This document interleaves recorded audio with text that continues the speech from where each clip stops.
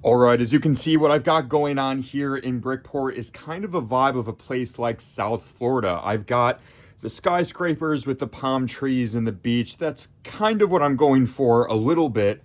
However, the streets have been bare lately, and I'm like, what could I do to get some vehicles that kind of match the vibe of like a Coral Gables, Florida, or something like that?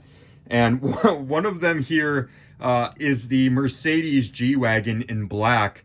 This is one of those Speed Champions builds, and I think it looks really cool. The problem is, though, this thing is built like a tank, and I know it is in real life, but in Lego form, it's almost comical when you compare it to the city bus over there. So, kind of comical proportions.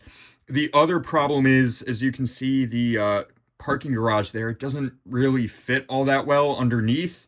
So, because the proportions are so big, I'm thinking about adding more vehicles like this around the roads.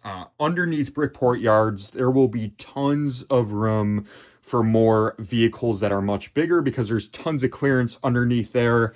And I'm thinking to kind of add this and a few others kind of dotted along the streets over there. And then the vehicles that I have coming out of the parking garage will be slightly smaller and more towards minifig scale.